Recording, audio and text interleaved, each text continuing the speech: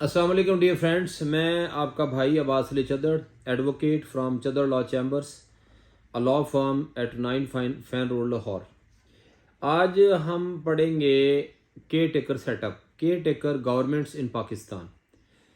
तो मैं मुख्तसरन इसमें अर्ज़ कर दूं कि मैं अपनी ज़ाती इसमें राय जो है वो उस तरह नहीं दूंगा, क्योंकि मुमकिन है कि आप मेरे ज़ाती ओपिनियन से एग्री ना करें, लेकिन मैं जो कानून के इसके अंदर रेलेवेंट जितनी मेरी इंफॉर्मेशन या मेरी रिसर्च और मेरी नॉलेज और इल्म के मुताबिक है, उस हवाले से मैं आपसे चाहता था कि शेयर करूं, क्योंकि ये एक ऐसा टॉपिक है जिसके ऊपर आपको अगर आप रिसर्च करेंगे तो उसके लिए काफ़ी टाइम लगेगा। तो मैं शायद आपकी जो मेरे पास इसमें इल्म है, मैं चाहता हूँ कि आपसे वो शेयर करूँ। अच्छा, सबसे पहले हमने इसको पढ़ने के लिए हमें दो एस्पेक्ट के ऊपर हमें जाना पड़ेगा। एक वो एस्पेक्ट जो रेलेवेंट लॉज हैं, और दूसरा वो एस्पेक्ट के इसके ऊपर जो ऑनरेबल सुप्रीम कोर्ट या हाई कोर्ट्स के प्रेसिडेंट्स या उसके ऊपर डिसीजन आ चुके हुए हैं।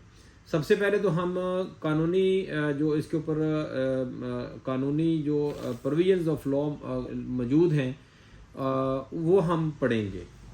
और आपको जैसे कि पता है कि पाकिस्तानी सिस्टम जो है हमारा माशाल्लाह अजीज़ constitution of Islamic republic of Pakistan 1973 March वजूद में आया हुआ है। और इसमें सबसे पहले हमें पढ़ना है, अगर हम गवर्नमेंट्स को पढ़ना चाहते हैं तो सबसे पहले हमें पढ़ना है प्रियम्बल। प्रियम्बल जो है वो ये कहता है कि wherein the state shall exercise its powers and authority through the chosen representative of people। अब ये जो है प्रियम्बल जो है ना, ये आपको प्रियम्बल की अहमियत के ऊपर भी कभी बात करेंगे। प्रियम्बल इनफैक्ट वो जिस्ट है जिसकी बेस के ऊपर कोई भी कानून जो है वो मार्ज वजूद में आता है। और ये जो प्रियम्बल होता है ये एक बहुत अहमियत का हामिल होता है। आपने तमाम प्रोविजन ऑफ लॉ जो कि उसके अंदर लिखी हुई एनेक्टमेंट के अंदर हैं, वो आप जब पढ़ेंगे तो आप उसको प्रियम्बल से अटैच करते हुए पढ़ेंगे।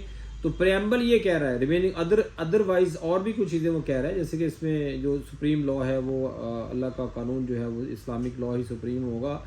और जो सॉवरेनिटी है वो एंटायर यूनिवर्स में वो बिलोंग्स टू अलमाइटी अल्लाह है। इस तरह की दीगर चीज़ें हैं, लेकिन हम अपने टॉपिक की तरफ रहते हैं ताकि हमारा टाइम है जो है वो ज़्यादा कंज्यूम ना हो। प्रियम्बल कहता है chosen representatives of the people. अब हम देखते हैं कि हमारे कॉन्स्टिट्यूशन की स्कीम क्या है, हमारे आइन की स्कीम क्या है। अच्छा देखिए, बड़ा सिंपल सी बात है। आइन के बनाने वालों ने, इसके खालक जो असम्बली थी उसने इसको बड़ा ज़बरदस्त इसको क्रिएट किया है। इसको एनेक्टमेंट इसकी बड़ी ज़बरदस्त है। आइन को तकसीम किया गया है पार्ट्स में तकसीम करने के बाद उसके फर्दर चैप्टर्स में, और चैप्टर के साथ आर्टिकल्स आपका प्रियम्बल के अलावा रिमेनिंग ऑल प्रोविजन जो कि रिक्वायर्ड है, जो कि कॉन्स्टिट्यूशन में, जो कि आइन के अंदर अवेलेबिलिटी है, फंडामेंटल राइट्स की, ऑनरेबल कोर्ट्स की, ऑनरेबल फेडरल गवर्नमेंट की, प्रोविंशियल गवर्नमेंट्स की, एंड सो मैनी अदर्स। इसको उन्होंने आर्टिकल्स में इसकी तरतीब और इसकी जो लाइन अप है वो उसको आर्टिकल्स में इसको तकसीम कर दिया है। लेकिन पहले हम देखेंगे कि उसकी जो उसका पोर्शन है वो कैसे बनाया गया है। पोर्शनेट इसको किया गया है एज अ पार्ट, और पार्ट के बाद चैप्टर्स। अब आ जाए कि हम रेलेवेंट पे डायरेक्टली रेलेवेंट में चले जाते हैं। पहला पार्ट इंट्रोडक्टरी है, दूसरा पार्ट फंडामेंटल राइट है, fundamental right and principle of policy. तीसरा चैप्टर जो है वो है फेडरेशन ऑफ पाकिस्तान। अब यहाँ पे हम अब थोड़ा सा अपनी नॉलेज के लिए, ये स्टार्ट हो रहा है आर्टिकल 41 से, और ये आगे चलते हुए मजलिस शूरा पे जाएगा, उसके बाद प्रोसीजर जनरली पे जाएगा, और ये जो पार्ट 4 तक फेडरल गवर्नमेंट को डिस्कस करते हुए आर्टिकल 100 पे आके ये क्लोज हो जाता है। इसका मतलब ये हुआ कि जो हमारा आइन है ये फेडरेशन ऑफ पाकिस्तान को जो बयान करता है वो आर्टिकल 41 से लेके आर्टिकल 100 तक इसमें डील करेगा, जिसके अंदर मुख्तलिफ चीज़ें उन्होंने बयान की हुई है। और फेडरल गवर्नमेंट जो है वो आर्टिकल 90 से लेके आर्टिकल 100 तक ये कंटिन्यू होती है। अच्छा, इसके बाद अगला पार्ट आता है part 4। This deal will with the provinces के अंदर वही बनेगा ये कि पहले गवर्नर। अभी यहाँ पे आपको एक बात मद्देनजर रखें क्योंकि आगे हमने केयर टेकर सेटअप पे आना है, तो हमें पता होना चाहिए कि इसके अंदर कलीदी बात क्या है। देखिए, जो आपका फेडरेशन ऑफ पाकिस्तान है इसके अंदर कलीदी नंबर 1 जो है 41 आर्टिकल ये जो है ये डील करता है विद द प्रेसिडेंट। और इसी तरह प्रोविंसेस के अंदर जो पहला आर्टिकल है वो है 101 और वो डील करता है द गवर्नर, और गवर्नर का एक इंडिपेंडेंट चैप्टर है। इसी तरह द प्रेसिडेंट ऑफ पाकिस्तान का भी एक इंडिपेंडेंट चैप्टर है, जैसे कि मजलिस शूरा का और प्रोविंशियल असम्बलीज का। अब हम आगे चलते हैं, गवर्नर एंड प्रेसिडेंट को कीप इन माइंड, एंड फिर हम डिस्कस करेंगे फेडरेशन और federal government and provincial assembly, provincial governments. अब यहाँ पे हम आ जाते हैं प्रोविंसेस की तरफ। प्रोविंसेस में पहला चैप्टर 1 है द गवर्नर्स, चैप्टर 2 है द प्रोविंशियल असम्बलीज, चैप्टर 3 है प्रोविंशियल गवर्नमेंट्स। अब हम जरा यहाँ रुक के गवर्नमेंट्स की बात करते हैं। देखें, गवर्नमेंट जो है ये डील हो रही है प्रोविंशियल असम्बली में आर्टिकल 129 में द प्रोविंशियल गवर्नमेंट डिस्कस हुई है, और आर्टिकल 130 में कैबिनेट है। यहाँ पे हमें माइंड में रखना है प्रोविंशियल गवर्नमेंट और कैबिनेट। अब कैबिनेट के अंदर फिर हम चीफ मिनिस्टर के टॉपिक पे भी आएंगे। इसी तरह जब हम फेडरेशन ऑफ पाकिस्तान की बात करते हैं तो फेडरेशन ऑफ पाकिस्तान में द प्रेसिडेंट आ गया, मजलिस शूरा आ गई, और उसके बाद हम आ जाते हैं the federal government. Federal government के बाद आ जाएगी, फेडरल गवर्नमेंट के अंदर आर्टिकल 90 और 91 में फिर वही बात है द कैबिनेट। अब ये भी आपने इसको मद्देनजर रखना है, ताकि फिर जब हम इसको कंक्लूड करेंगे तो फिर मैं ये 2-3 चीज़ें आपको दोबारा से इसमें आपको ये समझनी पड़ेगी कि ये मैं क्यों की ये बात, क्योंकि अभी हम जो टॉपिक है हमारा, फिर याद रखें टॉपिक हमारा ये है the care taker setups, the care taker governments.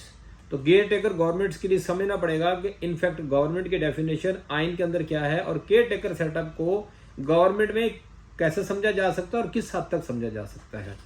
अब हम आ जाते हैं आगे, ये चैप्टर छोड़ते हुए हम पार्ट को क्लोज करते जाएंगे। पार्ट हम चले जाएंगे सर जी पार्ट 8 पे आ जाएंगे। मीनवाइल भी आप देख लें ये relationship between federation of Pakistan, ये पार्ट मुख्तलिफ पार्ट्स के बाद हम अपने रेलेवेंट पे जाते हैं ताकि हमारा टाइम बचे।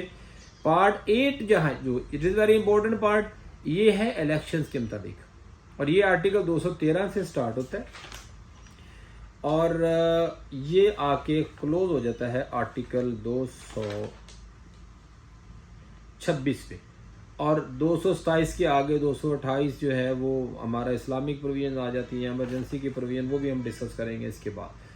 अब आ जाए पाकिस्तानी लेटेस्ट नुक्ता नज़र पे, जो इस वक्त की जो प्रोविंशियल असम्बलीज 2 हमारी डिज़ोल्व हुई, और उसके बाद एक क्वेश्चन राइज हुआ जी कि असम्बलीज का इलेक्शन जो है वो 90 डेज में होना चाहिए कि नहीं होना चाहिए। उसके ऊपर ऑनरेबल सुप्रीम कोर्ट का वर्डिक्ट भी आ गया, और गवर्नमेंट का ये व्यू है कि जो कैबिनेट को डिसॉल्व करने की एक बात थी, पहले उसके बात करें और उसके बाद आगे चले कि गवर्नमेंट जो है वो अगर प्रोविंशियल असम्बली तोड़ी गई है तो प्रोविंशियल असम्बलीज के इलेक्शन जो है वो जनरल इलेक्शन के साथ हो, और वो है coming some after some days.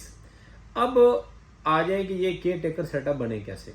देखें, बड़ा सिंपल बात है, जब आपने केयर टेकर सेटअप में जाना है तो आपको 2 आर्टिकल्स को स्टडी करना पड़ेगा।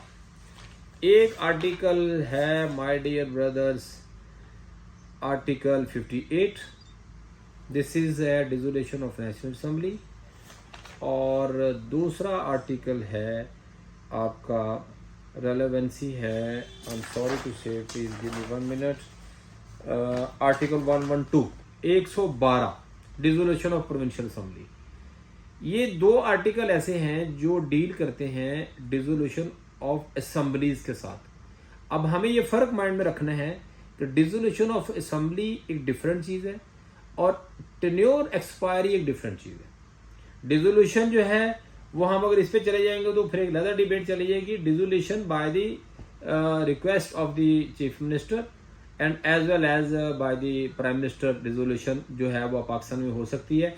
पहले जो था 58(2)(b) की वजह से वो जो प्रेसिडेंट के पास ये अथॉरिटी थी कि वो जो फेडरल गवर्नमेंट्स को और इसको डिसॉल्व कर सकता था। इसी तरह 58(2)(b) में कई दफ़ा पाकिस्तान के अंदर गवर्नमेंट्स को चेंज किया गया है।